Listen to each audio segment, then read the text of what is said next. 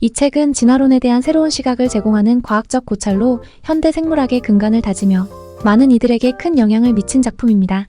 도킨스는 유전자를 중심으로 한 생명의 본질을 탐구하며 자연 선택의 작동 방식에 대해 깊은 통찰을 제시합니다. 오늘 저와 함께 이 책의 주요 개념들을 살펴보고 저의 비판적 의견도 나누도록 하겠습니다. 자, 이 책의 핵심은 바로 유전자가 이기적이라는 도발적인 주제인데요. 많은 사람들이 흔히 생명체, 특히 개체를 중심으로 진화를 이해하려고 하지만 도킨스는 그 시각을 뒤엎습니다.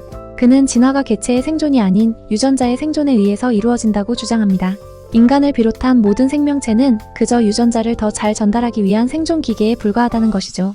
처음 들었을 때는 꽤 충격적인 개념일 수 있어요. 그도 그럴 것이 우리는 보통 개체 중심의 사고방식에 익숙해져 있잖아요.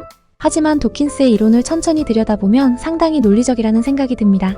우리가 자손을 남기기 위해 본능적으로 행동하는 것조차 사실은 유전자를 보존하고 복제하기 위한 거대한 계획이라는 겁니다. 이 책에서 등장하는 확장된 표현형이라는 개념도 정말 흥미로워요. 유전자가 그저 우리 몸속에서만 발현되는 것이 아니라 외부로까지 그 영향을 미친다는 점에서 도킨스는 이론을 확장합니다. 예를 들어 뻐꾸기가 다른 새의 둥지에 알을 낳아 양육을 대신 시키는 경우를 생각해보세요. 뻐꾸기의 유전자가 직접 부모를 조종하지 않지만 그 새끼를 양육하는 양부모의 행동을 통해 유전자의 영향이 확장된다고 볼 수 있다는 겁니다.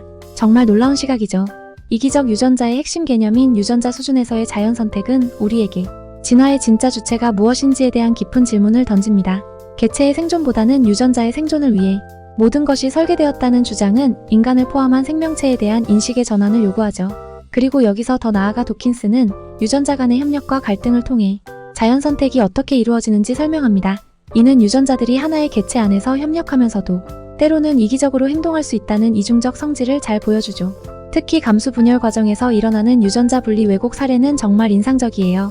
유전자가 자신을 다른 유전자보다 우선시하여 다음 세대로 더 많이 전달되게 하는 현상인데 이를 통해 유전자가 얼마나 치밀하고 교묘하게 자신을 복제하는지 알 수 있죠. 도킨스는 이러한 유전자의 이기적인 행동이 전체 개체의 생존과 번식을 위한 경제적인 판단을 넘어서 유전자 자체의 이익을 우선시하게 된다는 것을 강조합니다. 이와 같은 유전자의 배신이라는 개념은 자연 선택이 단순히 개체의 이익을 추구하는 것이 아니라 유전자의 이익에 맞춰진다는 도킨스의 주장을 더욱 강력하게 만들어줍니다. 개체는 그저 유전자의 운반자일 뿐이고 유전자는 그 운반자를 이용해 최대한 많은 복제본을 남기려 한다는 것이죠. 이렇게 보면 우리의 존재는 마치 유전자라는 프로그램을 실행하기 위한 일종의 로봇처럼 느껴지기도 합니다. 책을 읽으면서 제가 가장 인상 깊었던 부분 중 하나는 바로 기생자와 숙주 사이의 관계였습니다. 도킨스는 이 관계를 통해 유전자가 단순히 몸 안에서만 활동하는 것이 아니라 외부 환경이나 다른 생물체에게까지 영향을 미칠 수 있다는 점을 강조합니다.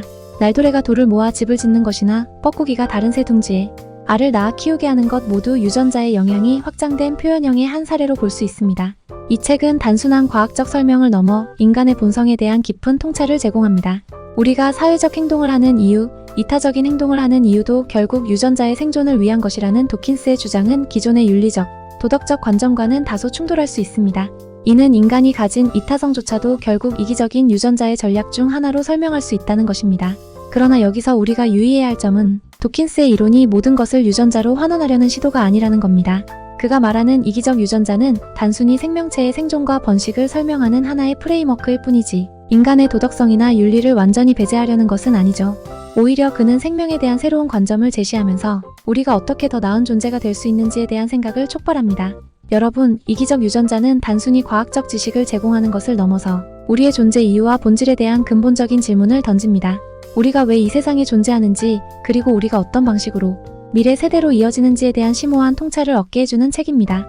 이 책을 통해 유전자와 진화에 대한 이해를 넓히는 것은 물론 인간 존재에 대한 더 깊은 성찰도 함께 할 수 있었으면 합니다. 오늘 영상이 마음에 드셨다면 구독과 좋아요 부탁드립니다.